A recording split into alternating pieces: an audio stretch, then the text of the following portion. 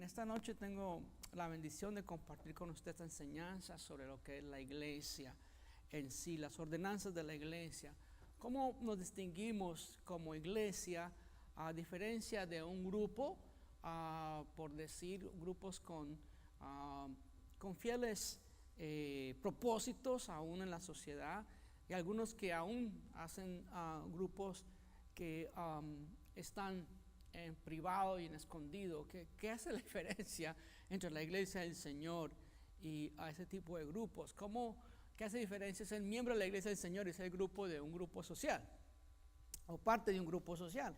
Entonces hoy vamos a mirar eso, vamos a mirar la declaración de la iglesia, la formación de la iglesia y sobre todo las ordenanzas de la iglesia. ¿Qué significan? ¿Por qué son importantes? ¿Cuáles son? ¿Cuántas son? Vivimos en un tiempo en donde las personas, al hacerse miembros de la iglesia, como compartían la última enseñanza, la iglesia con mayúscula, la iglesia del Señor, todos, el momento que confesamos a Jesús como nuestro Salvador y lo creemos en nuestro corazón, en ese momento nos hemos declarado parte de la iglesia del Señor, hemos sido, por decir, bautizados en la iglesia del Señor, todos. Ahora, cuando empezamos a ir a una iglesia local, a pertenecer a una congregación y ser miembros de una iglesia, entonces lo que llamo yo la iglesia con la I pequeña. Está la iglesia con mayúscula, que es la iglesia en general. Todos los hermanos en todas partes del mundo que han declarado a Jesús como su Señor son parte de la iglesia. Independiente muchas veces, obviamente, de denominación, independientes si son bautistas, presbiterianos, metodistas, episcopales, asambleas de Dios, etcétera. Lo importante aquí es que todos los que hemos confesado a Jesucristo como nuestro Salvador, venimos a ser parte de esa iglesia. Entonces, más allá del sectarismo, vamos a descubrir que Dios quiere para nosotros la unidad. Y voy a ir primero al libro de Efesios, y que nos habla sobre ser unidos todos y tener un mismo sentir. En el capítulo 4 de Efesios nos dice lo siguiente: yo pues, preso en el Señor, os ruego que andéis como es digno de la vocación con que fuisteis llamados, con toda humildad y mansedumbre, soportaos con paciencia los unos en amor y solícitos en guardar la unidad del Espíritu en el vínculo de la paz, un cuerpo y un espíritu, como fuisteis también llamados una misma esperanza de vuestra vocación, un Señor, una fe, un bautismo, un Dios y Padre de todos, el cual es sobre todos y por todos y en todos, pero a cada uno de nosotros fue dada la gran gracia conforme a la medida del don de Cristo. Ahora bien, aquí habla de la unidad de la iglesia, como todos tenemos un mismo sentir. Ahora, en cuanto a las ordenanzas de la iglesia, en particular, hoy encontramos que se ha complicado lo que es ser un miembro de una iglesia.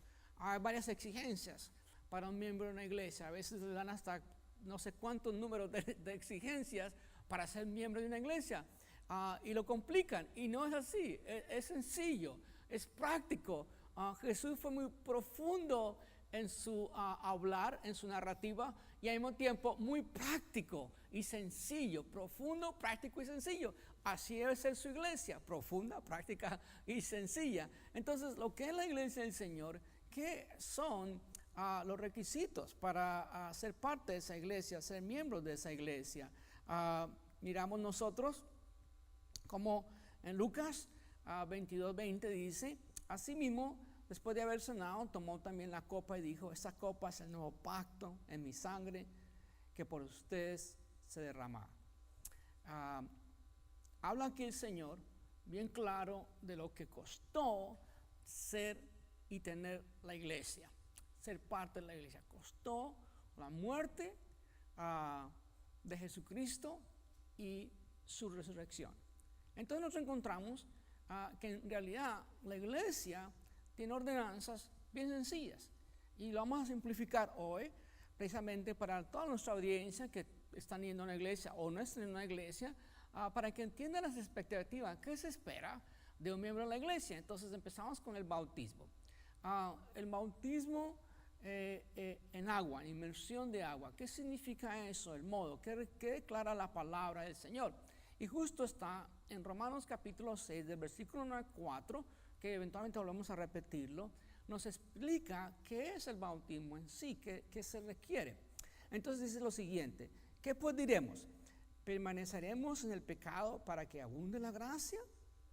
De ninguna manera, porque lo que hemos muerto al pecado, ¿cómo viviremos todavía en él? ¿Ignoran que todos los que fuimos bautizados en Cristo Jesús, fuimos bautizados en su muerte? Pues por el bautismo fuimos sepultados juntamente con él en la muerte, para que así como Cristo fue resucitado de entre los muertos por la gloria del Padre, así también nosotros andemos en novedad de vida. Aquí nos habla bien claro la palabra del Señor con respecto a lo que sucede cuando vamos a las aguas, una de las ordenanzas de la iglesia del Señor, una ordenanza muy importante. Pero tenemos que aclarar con mucha cautela qué es y qué no es, para que no hayan situaciones como algunas veces me han preguntado personas, justo hace unos pocos días sin saber que iba a dar esta lección, me preguntó un individuo y me dijo: ¿está bien que yo participe en otra ordenanza que es la cena del Señor? ¿Está bien que yo participe en la cena del Señor ya que no he sido bautizado todavía? Entonces mi respuesta fue: ¿qué te impide ser bautizado para empezar? ¿Qué impide que seas bautizado? Es una acción de fe. Públicamente vamos a las aguas a demostrar nosotros que ahora, como discípulos de Jesucristo, enterramos primero que todo ese viejo hombre, lo sepultamos y nacimos de nuevo al salir de las aguas. Esa es la representación que somos nuevas criaturas. Es una representación. Pero yo le dije: no es necesario que usted vaya a las aguas antes de participar de la cena del Señor, porque se requiere participar en la cena del Señor, que son todas las ordenanzas que vamos a hablar esta noche. Se requiere primeramente que usted haya confesado a Jesucristo como su Señor, que lo haya confesado con la boca y que lo haya creído en tu corazón.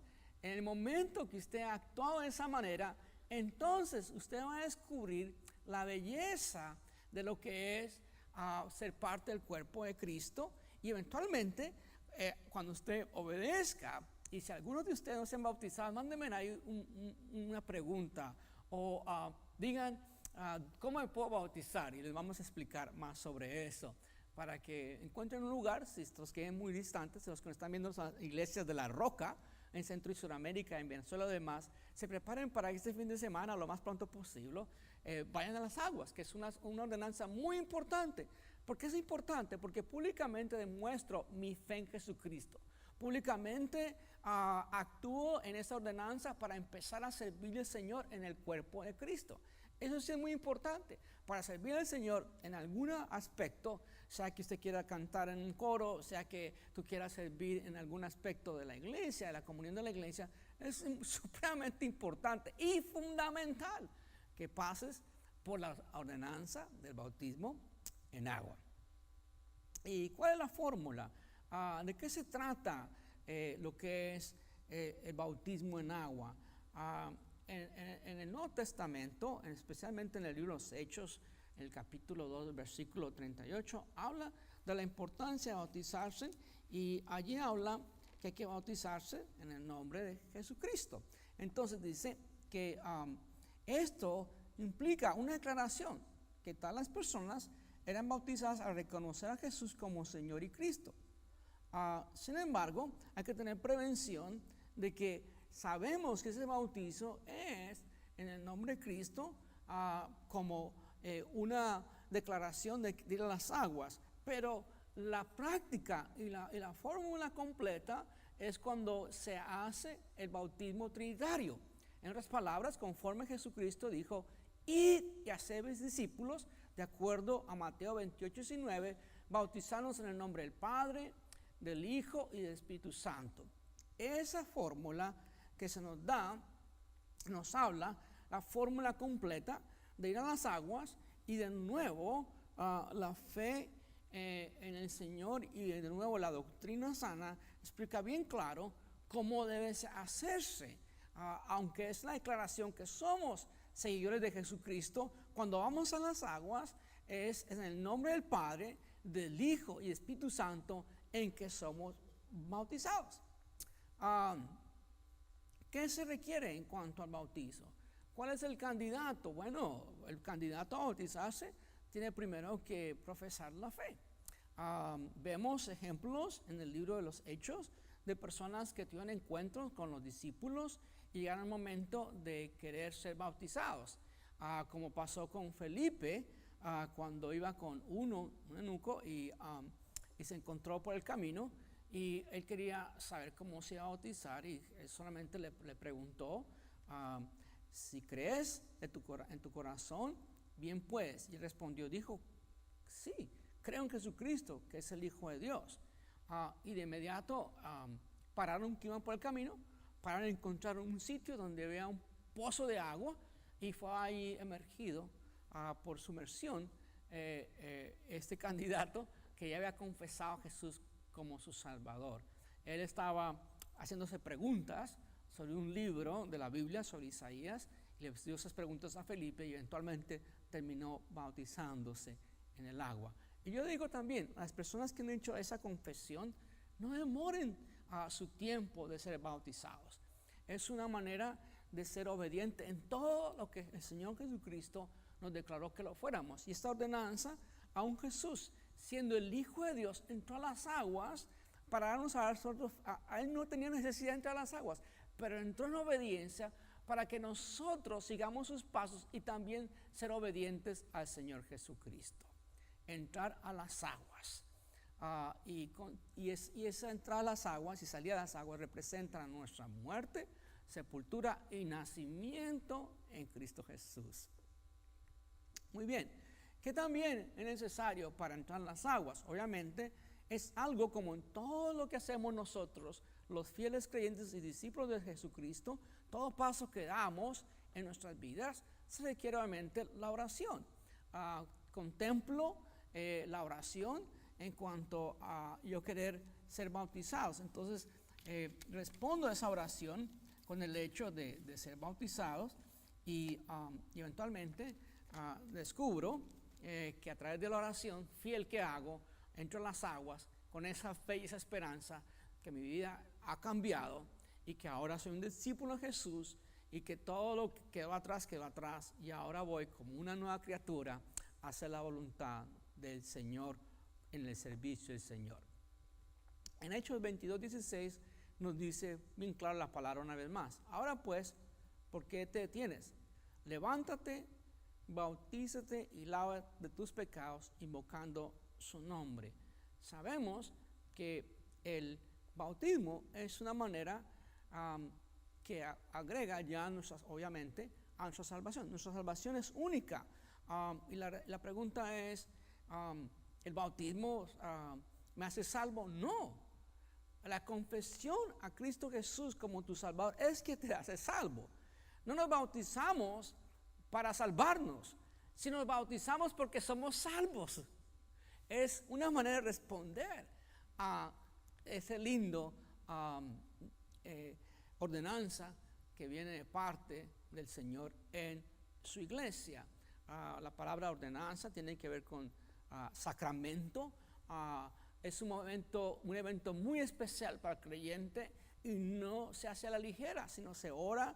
El candidato ha confesado, el candidato ora y el candidato pide ser bautizado.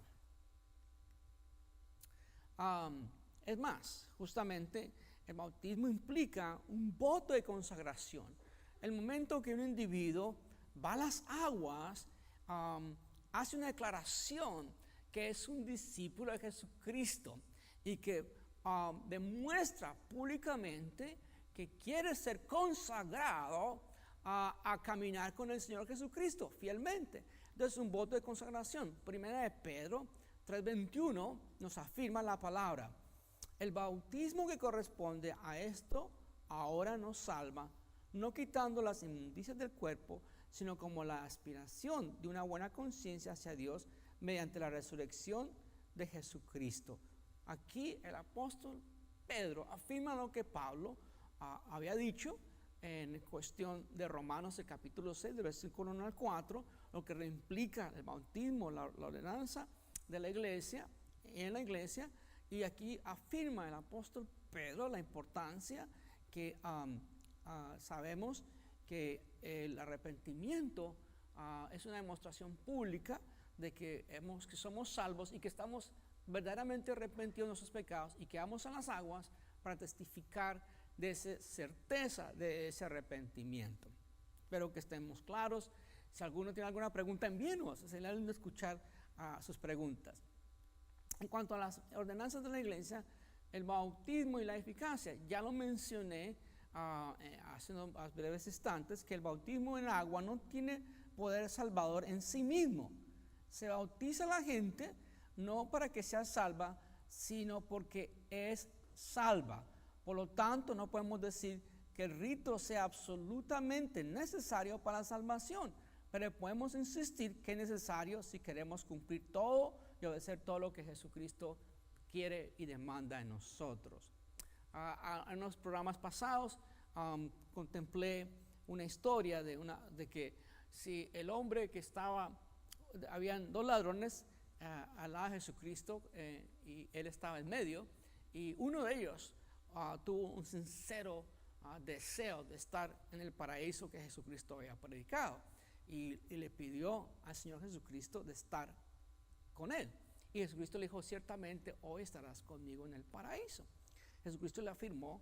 Entonces este hombre, que por cualquier razón de cualquier crimen que haya cometido, estaba ahí en la cruz al lado de Jesucristo, y no tuvo tiempo de ir a bautizarse en agua por inmersión o por agua rociada, o no pudo llegar en ese momento alguien a rociarle agua. Simplemente el haber creído en Jesucristo como Salvador fue la entrada al reino de Dios.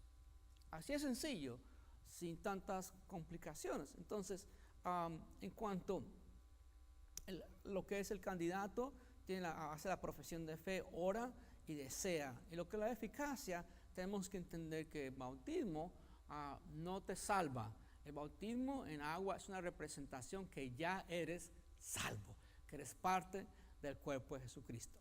Ahora, en el capítulo 4, de nuevo, lo que es el significado del bautismo, primero habla sobre nuestra salvación, también habla de nuestra experiencia en el caminar con Jesucristo, habla también de nuestro nuevo cambio, o sea, la regeneración que viene por la impartición del poder del Espíritu Santo, y también habla de nuestro testimonio hacia nuestros amigos, familiares, y obviamente nuestro testimonio público ante Dios y los ángeles que no podemos ver y los demás.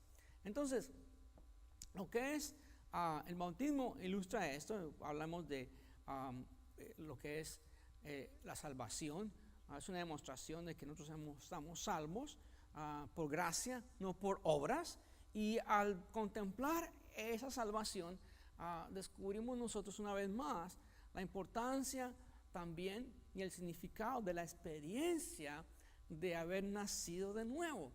Simplemente en nuestros días, que hay una demostración en nuestros días donde las personas se les dice: venga como esté, pero no se les anima.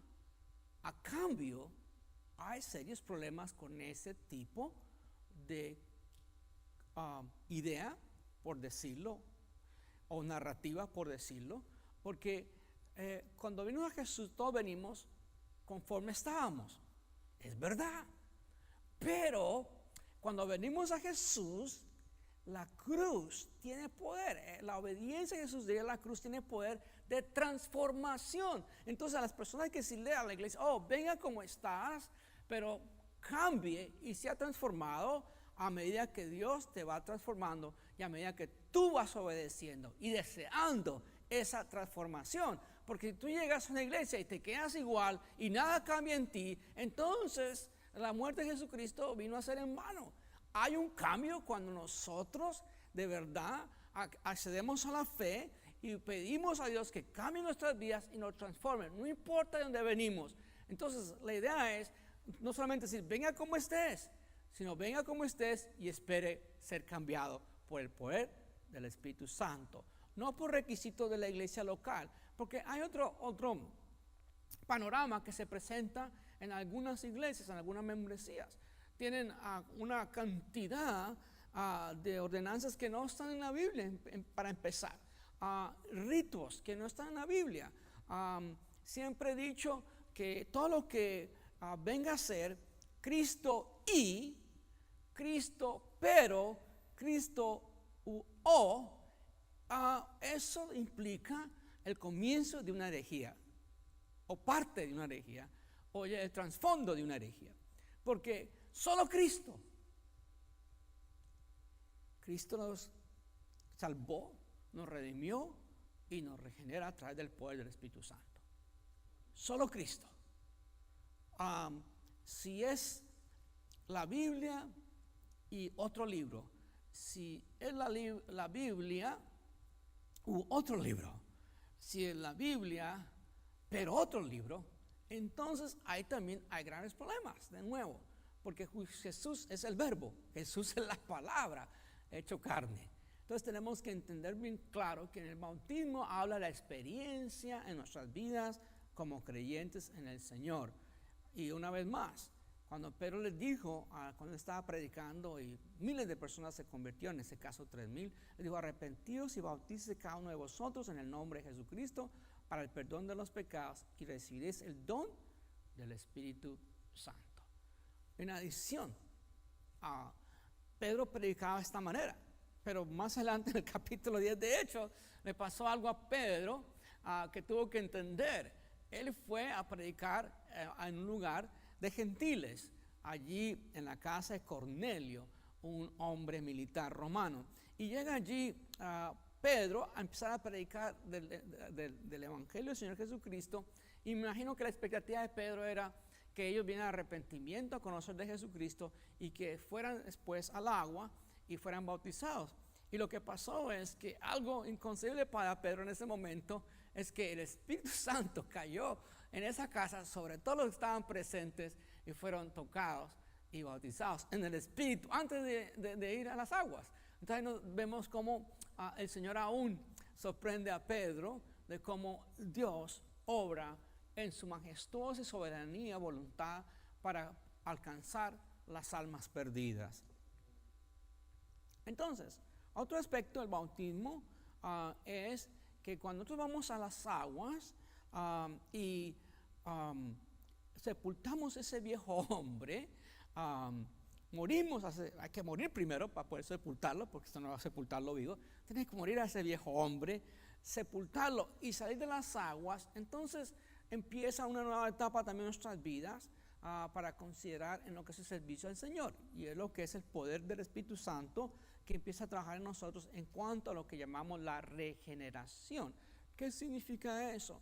El cambio de transformación consecuente y consecutiva y consistente en nuestras vidas cuando hemos entregado a nuestras vidas al Señor Jesucristo. Ahí la regeneración implica justamente que ese gene que yo tenía de pecado, de inmundicia, ahora tengo un gene. Cuando vengo a nacer de nuevo, vengo a ser regenerado por el Espíritu Santo. Las cosas viejas ya pasaron, y aquí Dios hace cosas nuevas. Lo viejo atrás, lo nuevo hacia adelante en el caminar con Jesucristo. Ahora pues, en Hechos 22:16 nos dice la palabra: ahora pues, ¿por qué te detienes? Levántate, bautiza y lava tus pecados, invocando su nombre. La importancia, una vez más, de la conexión entre el nacer de nuevo, al ser arrepentidos, y entrar a las aguas lo más pronto posible. Hay personas en la iglesia que llevan quizás días, meses, muy posible años, que no se han bautizado. Algo en particular de lo que es el bautismo en inmersión, que también es un debate para los que creen que el bautismo tiene que ser rociado. Ahora, es importante que aún los que creen que el bautismo tiene que ser rociado, es interesante que ellos mismos ven en la historia original de la iglesia del Nuevo Testamento primitiva, era inmersión en el agua, siempre, y a gente adulta, no a niños. Cuando empezaron los paganos a venir al cristianismo, se empezaron a formular ciertas cosas que no son bíblicas, como el rociar. Ahora, tenía un punto especial porque lo que hacían era que rociaban a los enfermos con agua y también a los moribundos con agua, como una implicación de que fueran bautizados antes de morir.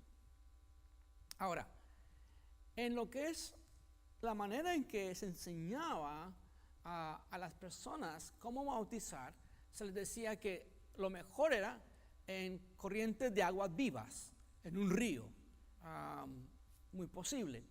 Y si no tenían esa facilidad, entonces que fueran bautizados en agua fría, y si no, entonces agua tibia.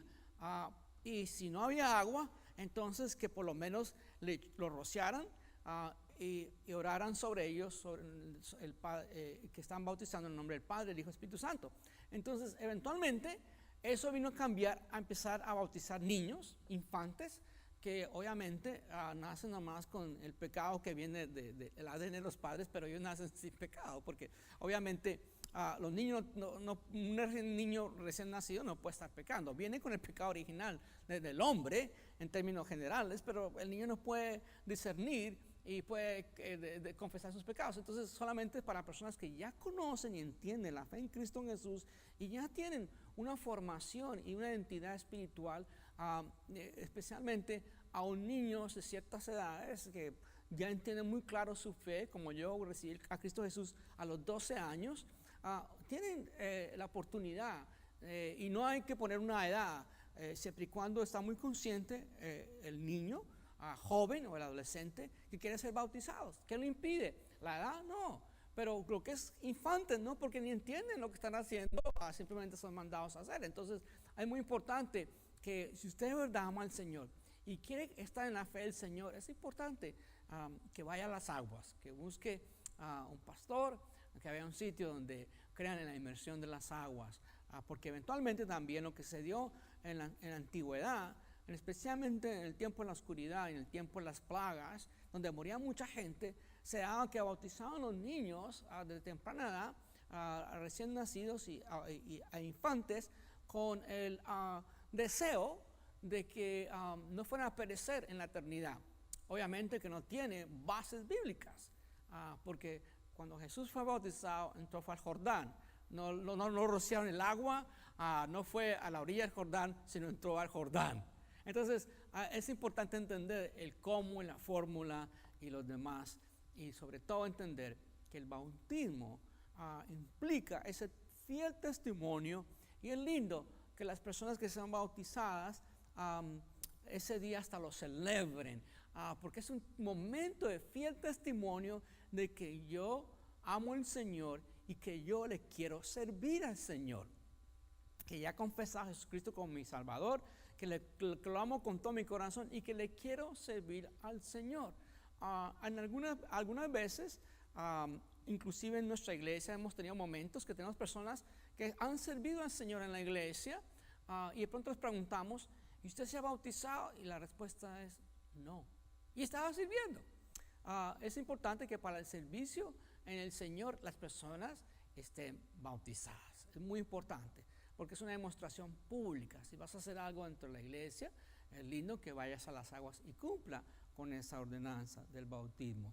Pues todos los que habéis sido bautizados en Cristo estáis revestidos. De nuevo, el testimonio, que ahora nuestra vestimenta no está llena de harapos de pecado e inmundicia, sino nuestra vestimenta es Cristo Jesús. Y por eso estamos revestidos nosotros de Él, y por eso hemos ido a las aguas. Ahora, la segunda ordenanza de la iglesia, la segunda ordenanza tiene que ver con lo que es la cena del Señor, la conmemoración. ¿por qué es tan importante este recuerdo continuo de la cena del Señor? Otra cosa que yo he visto cuando visito iglesias en varios lugares, que no practican en sus servicios la cena del Señor continuamente, sino que en muchos aspectos lo que hacen estas personas es que lo hacen a veces una vez al mes. Y dice el Señor, y ahorita lo vamos a ver despacito en la palabra, que cada vez que te reúnas, hace esto en memoria de mí. Cada vez que hay una reunión, es más, aun cuando nos reunimos entre semana, debería estar presente la cena del Señor.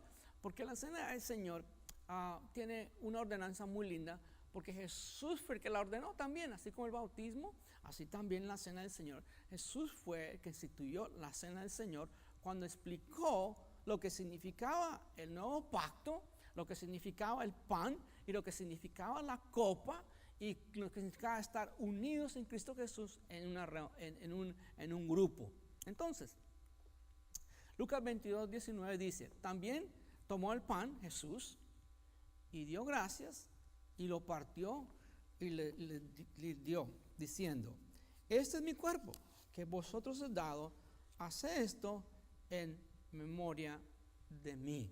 Esta segunda ordenanza es muy importante, porque la primera se hace una sola vez, que es otro tema en cuanto al bautismo.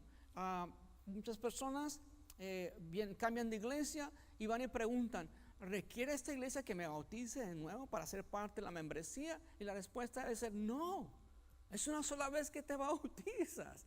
Eso solamente fue una vez a la cruz. Entonces es una sola vez que te bautizas. Ahora, algunas personas se bautizan 2 veces a veces porque dicen, lo hice sin pensar, lo hice sin entendimiento cuando era niño, lo hice como para que mi mamá, mis padres fueran contentos, pero eso no está en mi corazón con sinceridad de bautizarme.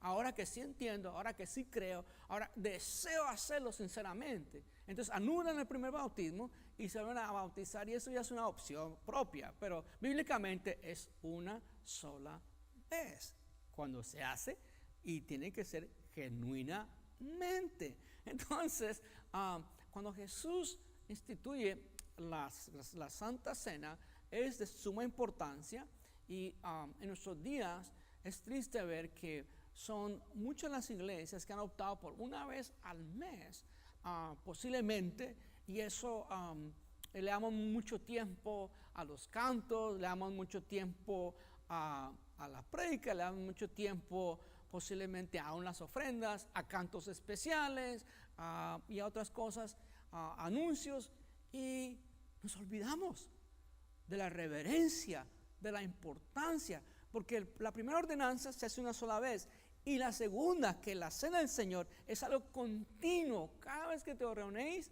haces esto en memoria de mí. Lo dijo Jesús, no lo dijo Pablo, Pedro, esto lo dijo Jesús.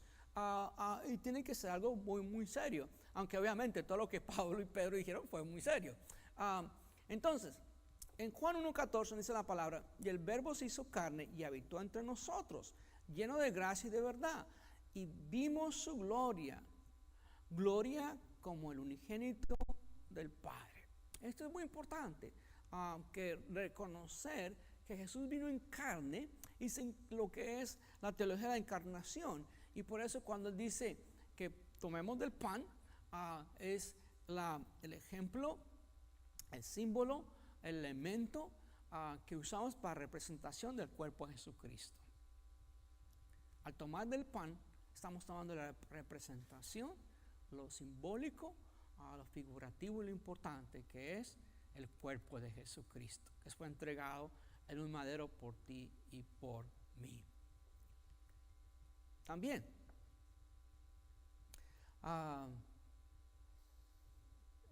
lo que es la expiación, la cena del Señor, la expiación, la instrucción.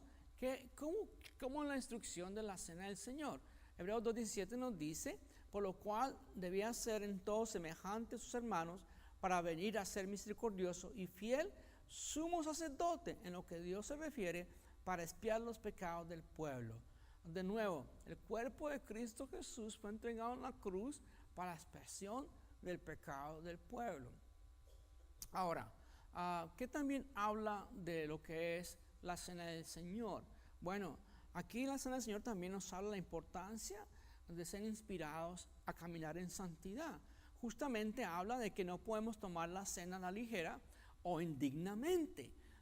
No está hablando que no somos dignos como personas de tomar la cena del Señor, sino que procuremos ser inspirados a caminar en dignidad con nuestras acciones para participar en la cena del Señor. Caminar en esa santidad para participar. Y también la cena del Señor nos implica la seguridad que tenemos nosotros en el pacto, en el nuevo pacto, la seguridad que tenemos en nuestra salvación a través de la entrega de Jesús, de su cuerpo y su sangre por nosotros, por su iglesia, el sumo sacrificio de Jesucristo por su iglesia. Lucas 22:20 dice: de igual manera, después de haber cenado, tomó la copa Jesús diciendo: esta copa es el nuevo pacto en mi sangre, que es por vosotros derramada.